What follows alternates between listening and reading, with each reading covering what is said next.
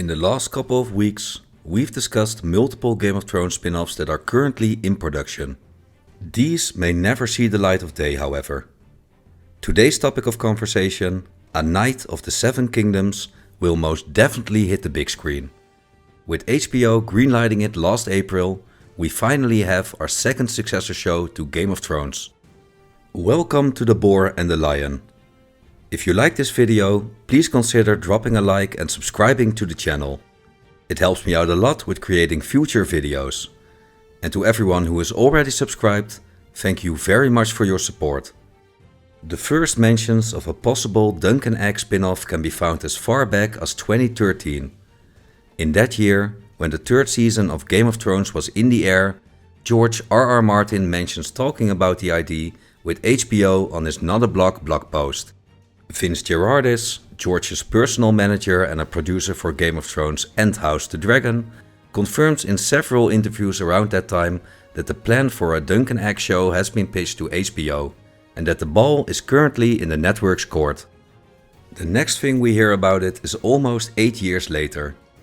On the 21st of January 2021, Variety is the first to report that a Game of Thrones prequel focused on the tales of Dunk and Egg is in production.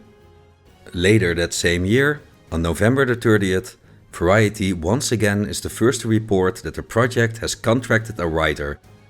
Steve Conrad, better known for his work on Patriot, Wonder and The Secret Life of Walter Mitty, would spearhead the writing team for Dunk and Egg. George finally confirms the rumors on the 9th of March 2022. In June of that same year, he also told us that the show was still in its script phase. But on the 12th of April of this year, HBO finally confirms that the show has been greenlit and would be moving forward towards its first season. Which means that A Knight of the Seven Kingdoms is the second successor show to Game of Thrones that we will actually get to see. Ryan Condal, showrunner of House the Dragon, and Ira Parker, writer for House the Dragon, will also be involved in this project. So what will A Knight of the Seven Kingdoms be about? We'll first take a look at the overarching story of the novels this show will be based on, and why this spin-off is different from all the others, including House the Dragon. Next, we'll zoom in on the story of Season 1. Then, we'll discuss some problems A Knight of the Seven Kingdoms will encounter during its lifetime.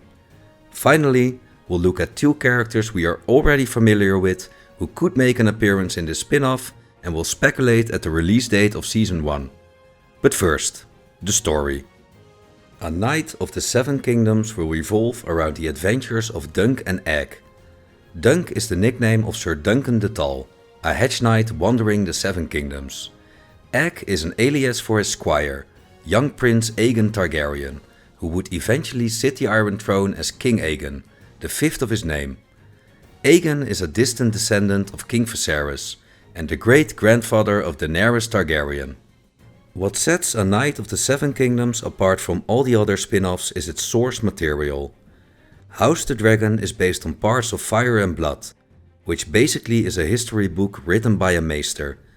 The Sea Snake and 10,000 Ships are based on backstories of historical figures told in supporting books and mentionings in the main series. And Snow will be based on literally nothing at all. A Knight of the Seven Kingdoms, however, is the first spin-off that is based on a series of fleshed out novellas, just as Game of Thrones was, which gives me very high hopes for its adaptation. Currently, there are 3 novels starring Dunk and Egg, but this number may increase in the future. We'll get back to that in a minute. The 3 already published novels are called The Hedge Knight, The Sworn Sword and The Mystery Knight. Season 1 will be an adaptation of the first book, The Hedge Knight, which story, spoiler warning, goes as follows. Taking place roughly 90 years before the events of Game of Thrones and 80 years after the events of House the Dragon, the Hedge Knight first introduces us to Dunk, a squire to Sir Arlen of Pennytree, an elderly hedge knight.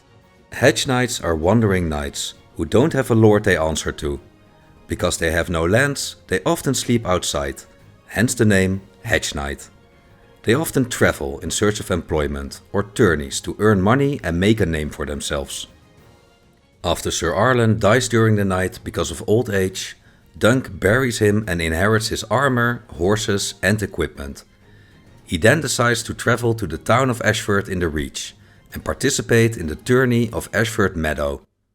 Adopting the new name Sir Duncan the Tall, he meets a drunken man and a boy with a shaved head who calls himself Egg at an inn. Egg wants to be his squire during the tourney, but Dunk refuses him. Still, Egg follows Dunk to Ashford. Impressed by the boy's spirit, Dunk accepts Egg as his squire during the tourney of Ashford Meadow. Arriving at the tourney, Dunk is told that he is not allowed to use Sir Arlan's coat of arms, which is still present on his shield. Dunk and Egg meet Tencel, a puppeteer from Dorne, and pay her to paint Sir Duncan his personal coat of arms, a green shooting star above an elm tree during sunset. That night, while Dunk is drinking with one of his newly made friends, Raymond Fossaway, Egg informs him that Tencel is being attacked by Prince Aerion Targaryen. Sir Duncan rushes to her defense, striking the prince in the process. Aerion's guards intervene, but Egg is able to keep Dunk from further harm by revealing he is Prince Aegon Targaryen. Dunk is arrested for his crimes and locked up in the castle. Prince Aerion calls for a trial of 7, which would be the first of its kind in over 100 years. In a trial of 7, both parties choose 7 champions to fight each other, often including themselves, and the winner proves his innocence before the gods. Aerion is joined by 2 more Targaryen princes, Sir Stephen Fossaway and 3 of his father's Kingsguard. Sir Duncan has more trouble finding his champions, but in the end is joined by 4 knights, the Lord of Storm's End and Prince Baelor Targaryen, heir to the Iron Throne. In the end, 3 of Dunk's champions lay dead, including Prince Baelor, but he proves his innocence by beating Prince Aerion into withdrawing his accusation. Prince Maekar, Baelor's younger brother and Aerion's father, asks Duncan to join his household to train his son, Prince Aegon, into becoming a knight. Duncan refuses, but offers to take Aegon with him as a squire on the road, to live humbly and become a better man than his brothers. Maekar accepts, and so the adventures of Dunk and Egg truly begin. As I said before, I am very much looking forward to this adaptation of the Dunk and Egg novels. The fact that the showrunners actually have 3 fleshed out books to base their stories on could make for a series similar in success to Game of Thrones. These 3 novels are some of the oldest stories George R.R. Martin ever wrote, and his first in the world of Westeros and the Seven Kingdoms. George has stated multiple times that these stories are very dear to him, and he wants to see a faithful adaptation when they are televised. So, having these books as source material is amazing, but they could also become the show's biggest problem down the line. As stated before, there are currently 3 Dunk and Egg novels. George, however, has always noted that this is not a finished book series. There have always been rumors that at least 3 more novels needed to be written for it to be considered complete.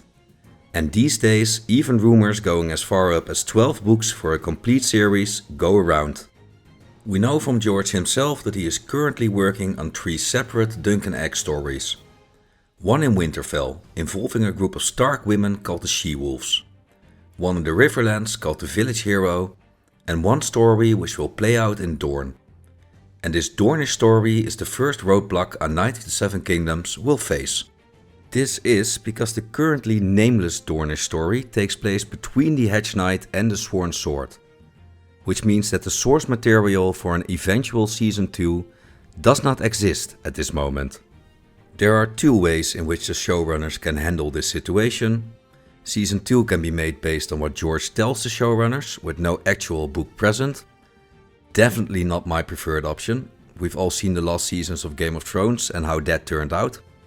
The second option is that HBO waits until George finishes the Dornish book, and in the future his books in the Riverlands and in Winterfell. To ensure a high quality adaptation, this would be my preferred option. But, as someone who finished reading Dance to Dragons, the 5th book in the A Song of Ice and Fire series, in 2012, I can personally tell you that HBO and the showrunners could be waiting quite a while. For this reason, you could even say that the current WGA strike is a blessing in disguise for a Knight of the Seven Kingdoms, as it gives George a bit more time to get some leeway with his writing work. Going on to happier thoughts, with the story taking place exactly in between House of the Dragon and Game of Thrones, you wouldn't expect to see any characters from these two shows show up in A Knight of the Seven Kingdoms. Still, there are two possibilities. One of them actually shows up in the book The Mystery Knight. This is Walder Frey, who is present at the wedding at White Walls in the third novel. Walder is one of the oldest characters in Game of Thrones, while here he is a toddler, around 2 to 3 years old. And an extremely annoying one at that, according to Sir Duncan at least. The second character originally doesn't appear in the books, but I can't see the showrunners missing this opportunity to bring him into the story, as he is mentioned multiple times. This is Maester Aemon, the Maester of the Night's Watch at the time of A Game of Thrones. Maester Aemon is a Targaryen himself, as we see him telling Jon Snow in Game of Thrones. In Season 6, when the incredibly old Maester Aemon is near the end of his life, we see him talking in his sleep several times to someone named Egg, which is the same Egg as the one featured in The Hedge Knight.